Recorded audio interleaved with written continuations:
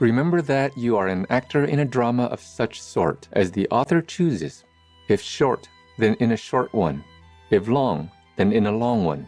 If it be his pleasure that you should enact a poor man, or a cripple, or a ruler, or a private citizen, see that you act it well. For this is your business, to act well the given part, but to choose it belongs to another. Epictetus was a Greek Stoic philosopher who lived in the 1st and 2nd centuries CE. He was born in Phrygia, present-day Turkey, and during his youth was a slave in Rome to an important administrator in the court of the emperor. At an early age, Epictetus developed a significant interest in philosophy. With his owner's permission, he studied under Gaius Musonius Rufus, who, along with Epictetus, is now considered one of the great Stoic philosophers of the Roman Empire.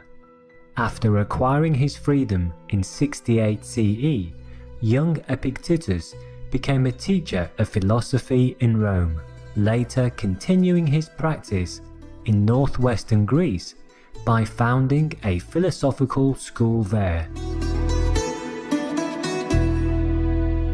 Epictetus, who led a simple lifestyle with very few possessions, taught a practical philosophy to help people lead meaningful lives. He emphasized integrity, personal freedom, and self-mastery through the use of reason and virtue, which is required to live in accordance with nature. The detailed steps and techniques in this regard presented in his teachings illustrate Stoicism as a way of life. One of Epictetus's most dedicated students was Arrian, who compiled and published his own personal notes from his teacher's lectures into the well-known books Discourses and Enchiridion. Epictetus's teachings have had an immense influence throughout the centuries, including on the great philosopher and Roman emperor Marcus Aurelius, on early Christian moral thought, on current approaches in psychology and more, and continues to have an impact on many intellectuals, thinkers, and philosophers around the world. The beloved Stoic philosopher and teacher was remembered as a lively speaker who was able to make his listeners feel his own insights. Today we continue with a selection from Epictetus's teachings as recorded by his student Arrian in the book The Enchiridion. The Stoic sage gives more guidelines on how to live a life of freedom and one in harmony with nature. The Enchiridion. If you would improve, be content to be thought foolish and dull with regard to externals.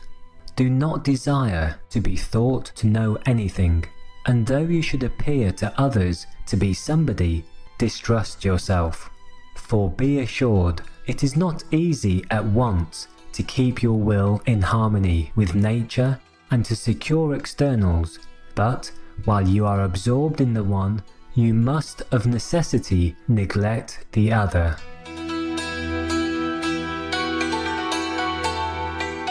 If you wish your children and your wife and your friends to live forever, you are foolish, for you wish things to be in your power which are not so, and what belongs to others to be your own. But if you wish not to be disappointed in your desires, that is in your own power. Exercise therefore what is in your power. A master is he who is able to confer or remove whatever that man seeks or shuns. Whoever then would be free, let him wish nothing. Let him decline nothing, which depends on others, else he must necessarily be a slave. Remember that you must behave as at a banquet. Is anything brought round to you? Put out your hand and take a moderate share. Does it pass by you? Do not stop it.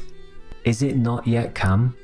Do not yearn in desire toward it, but wait till it reaches you.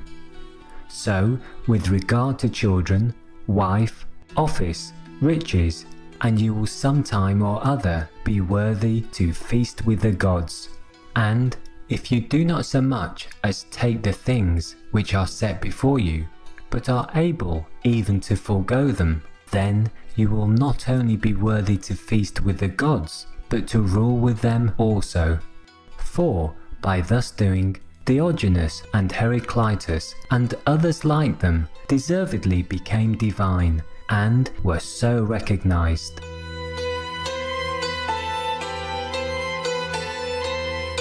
When you see anyone weeping for grief, either that his son has gone abroad, or that he has suffered in his affairs, take care not to be overcome by the apparent evil, but discriminate and be ready to say, what hurts this man is not this occurrence itself, for another man might not be hurt by it, but the view he chooses to take of it.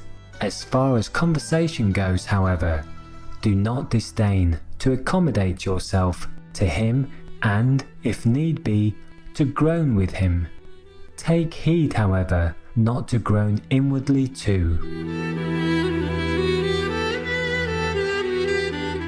Remember that you are an actor in a drama of such sort as the author chooses. If short, then in a short one. If long, then in a long one. If it be his pleasure that you should enact a poor man, or a cripple, or a ruler, or a private citizen, see that you act it well. For this is your business, to act well the given part, but to choose it belongs to another.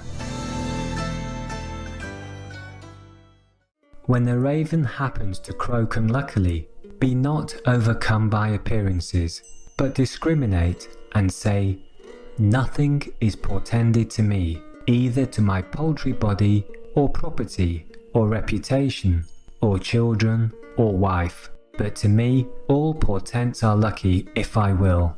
For whatsoever happens, it belongs to me to derive advantage therefrom.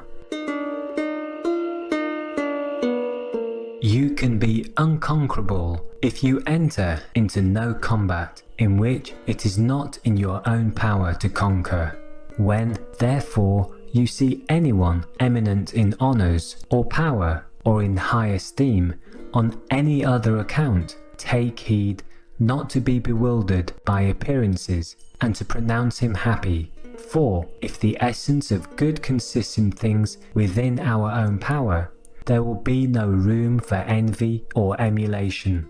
But for your part, do not desire to be a general, or a senator, or a consul, but to be free. And the only way to this is a disregard of things which lie not within our own power.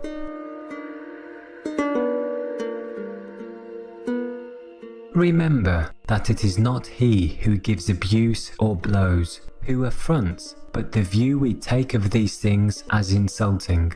When, therefore, anyone provokes you, be assured that it is your own opinion which provokes you. Try, therefore, in the first place, not to be bewildered by appearances, for if you once gain time and respite, you will more easily command yourself.